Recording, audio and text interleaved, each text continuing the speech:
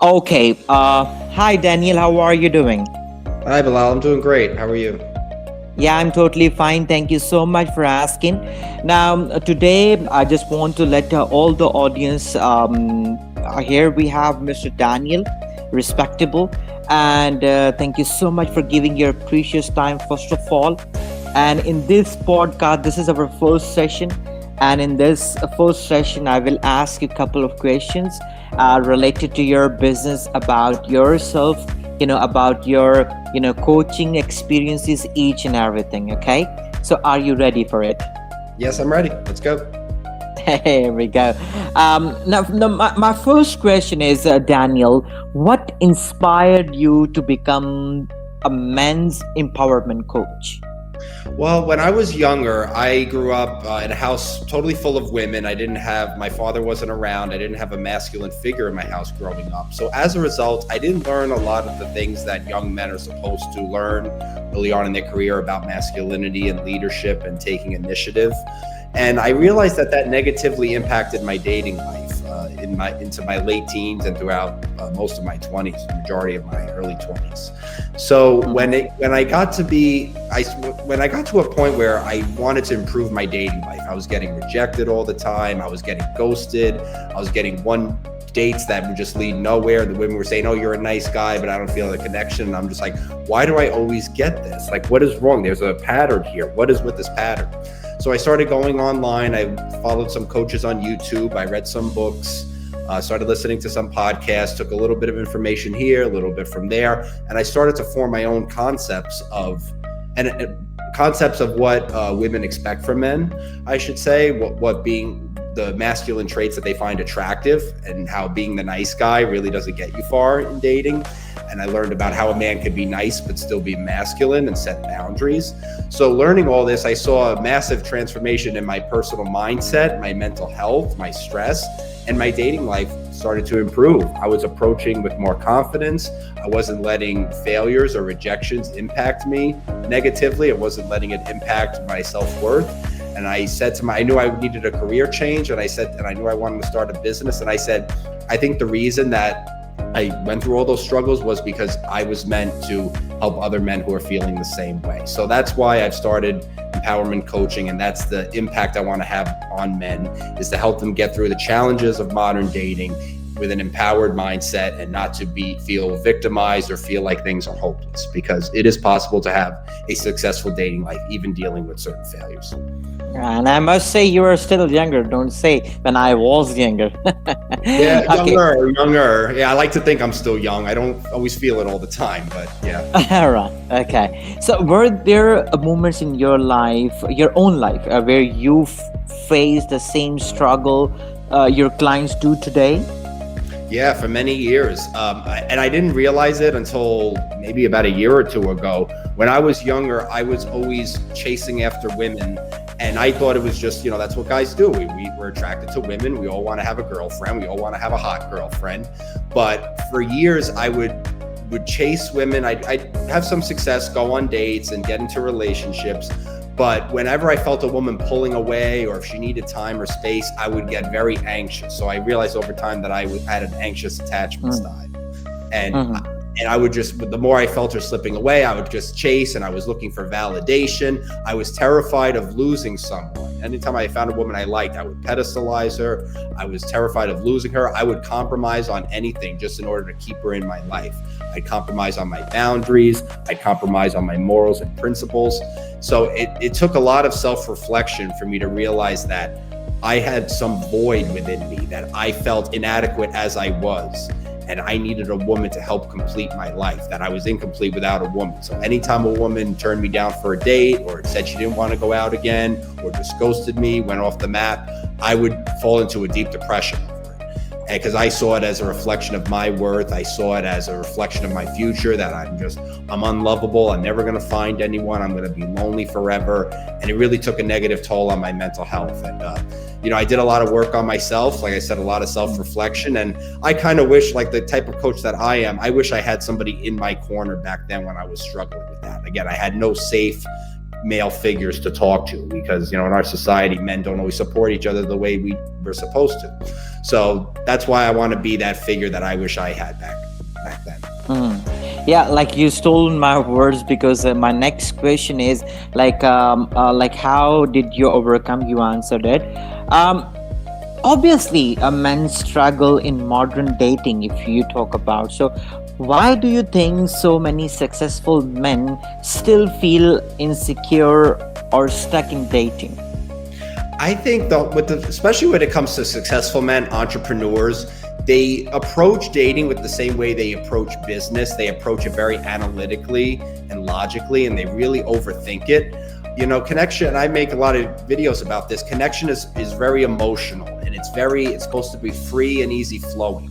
So, a lot of content online, I feel that it really over strategizes the whole process, and it makes men overthink. Like, stand this way, look this way, wear this specific outfit. If you say just this line, the woman will like you and she'll go home with you. It's very tactic based. And of course, analytical men fall right into that because it's just, they love using their logic, but it really and it does work some of the time. I will say it's not a total bust, but it really is performance, and women can see right through that. You could fool them maybe for a little bit, but it's not going to lead to what you're actually looking for, a long-standing relationship or a successful partnership, finding someone that you're compatible with. And another thing I find with entrepreneurs is they often lead with how successful they are, because again, if you listen to a lot of content online, we talk about how women are, they say they're hypergamous, that they only want wealthy men who make a lot of money, which really is not true. Maybe it's true for a certain demographic of women. Sure, there are some women out there that really only care about that. But really, women just care about motivation. So entrepreneurs, they clearly are motivated. However, I think they just tend to lead so much with their business success that they feel like a successful dating life should be a natural benefactor of that. And they get mad and upset that they're just not receiving the type of results that they're looking for, because they're just so very results driven. So like sort of separating the business mindset with the natural, emotional, easy flowing dating mindset it's something that's hard for guys to do on their own if they really haven't had practice. So that's something I really love working with men directly to help them with. Yeah. Once obviously we are talking about the dating and the relationship, so how we can neglect the social media. So how has modern dating, like apps, texting, social media, changed the way men approach to the woman? Yeah, well, I think with dating apps, it's made them approach less in person. With dating apps, I'm not totally against them. I think they're kind of cool, here and there to have as a backup option. But I think they are, to a degree, that dating apps and social media have replaced in-person meetings, in-person communication. They can be addicting. Let's face it. Men have to do a lot of swiping in order to get matches, and even from there, messages that they get and even setting up a date, the return on investment, as I say, is pretty low. So I think it's forcing men to be more domicile with dating and to not just get out of the house and try new things. So in that regard, it's just making them a little too complacent.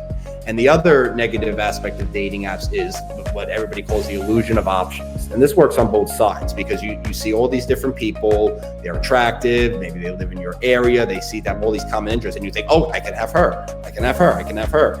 And you start to think, well, I have all these options now, and you start to be like picky with who you're going out with, and you just sort of get so wrapped up in this world of swiping that you just you start to lose the connection with people in person. So I think I think advancements in technology have been great, but I think we really need to return to more embracing an active lifestyle and meeting people in an environment that's compatible with who you are, and that leads you to meet a more compatible partner.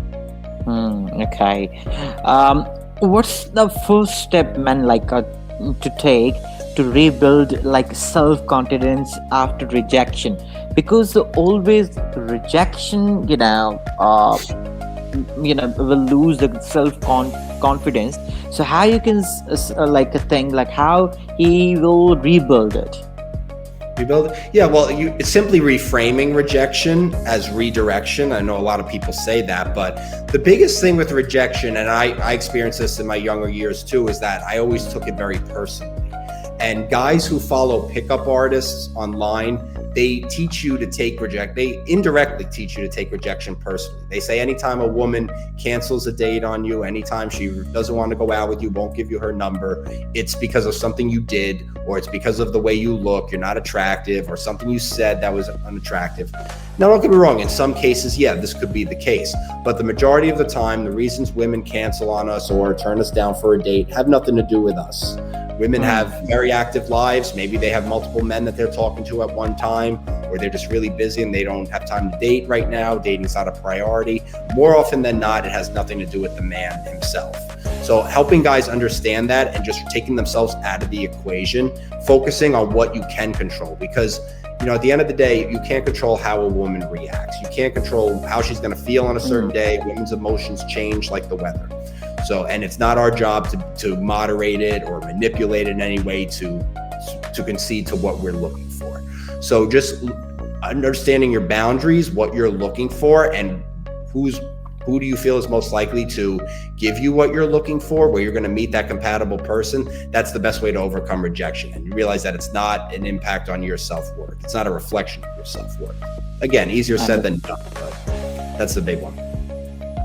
Yeah, and one more thing, Daniel, obviously, once we talk about the confidence, not even confidence, a lot of people, they are going into the frustration and they will use drugs and these kind of stuff as well. So how do you help clients move from loneliness and the frustration to become healthy dating experiences? Yeah, I would say, especially if they're self-medicating like that, which I'll admit I used to do. I used to use alcohol whenever I was upset about a woman canceling on me or a date that didn't go well. Really just finding healthy distractions. And I don't mean just simple distractions, but just picking up new hobbies, just getting out of the house, joining new groups that, guy may be interested in. They could be a religious group. It could be a political group. It could be taking up a new sport. It could be joining a gym, joining a fitness class. Volunteering. So it's really about getting at the heart of what a man's true passions are in life, and where he sees his future going, and just immersing himself in hobbies. So just not just having a pity party, but that believe me, I've learned the hard way that that's not the answer. It doesn't solve anything. It just sinks you deeper into that pit. Yeah, I understand that. And how important is emotional connection compared to career success for fulfillment? Yeah, emotional connection is hugely important, and it's frustrating because us men are just we don't communicate with ourselves that way on an emotional level usually. Our brains are just not wired that way. So when communicating with women, I think men struggle because they often ask very logical, factual-based questions rather than emotional questions. So, you first meet a woman, you may talk about what she does for work or where she's from, and they just kind of keep that, like they change the subject. They just keep asking questions, like fact-based questions. Simple approach is to pick something about her that you find interesting and just keep digging with that. Oh, so you like whatever, say she's a reporter, she's a writer for a living. Oh yeah, what made you get into that? What do you love about that so much? What's your journey been like? What do you like about it? What do you dislike about it? Getting her to open up about that will make her in her mind associate that energetic, pleasant feeling with you. It's hard for men to grasp because we don't really think that way. But that's a huge bonus. If men can acquire that emotional connection, emotional intelligence, it really improves their dating lives. All right.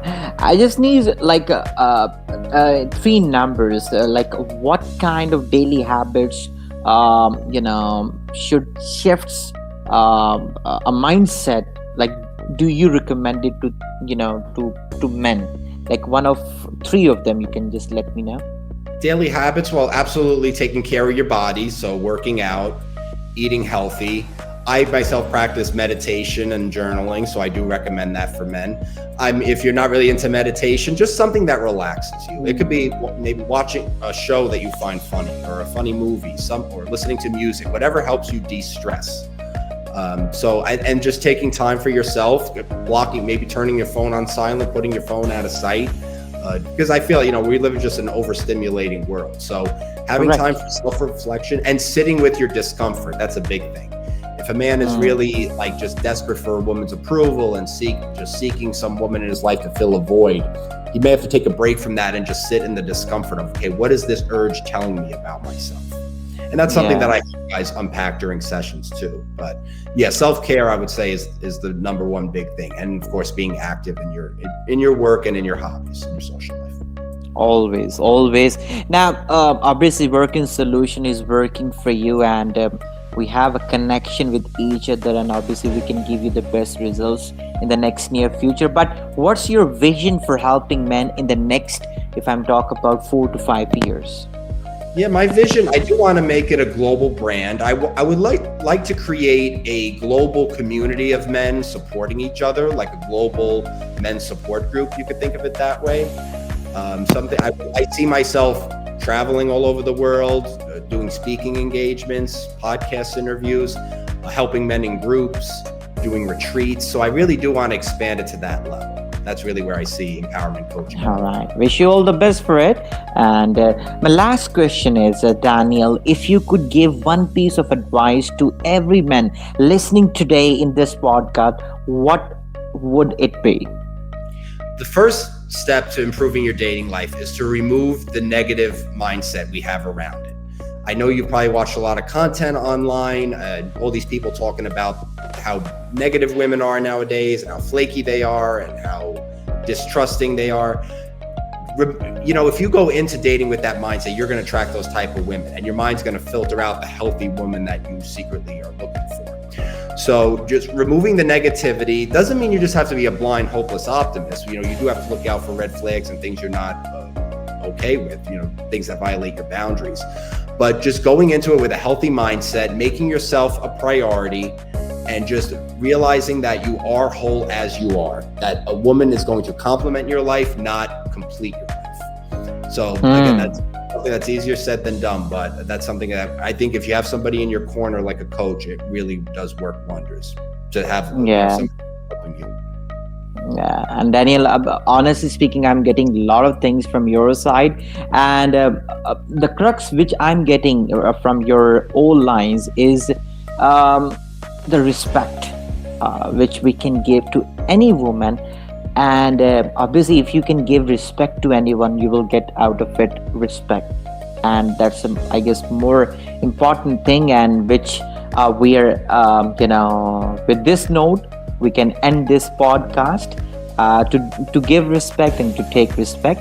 And Daniel, it was a delightful podcast with you, and definitely in the next podcast we can go live on Instagram and YouTube as well, because a lot of people, they are still in waiting to listening to your words, to listening to your glance of life structure, life experiences.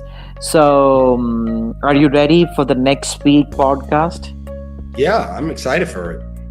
There we go. Then next week we can advise our audience to come join us and listen to the Daniel beautiful words, and that will be definitely give you a better life in the next near future. It was again a delightful meeting with you and delightful podcast with you, Daniel. And yeah, thank you so much, and hopefully you enjoy it, and next time might be I will come with more interesting and more beautiful questions for you. All right, sounds good, Bilal. Thank you for your time. This was great. Thank you so much for your time as well. Thank you. Bye for now. Take care. Bye bye.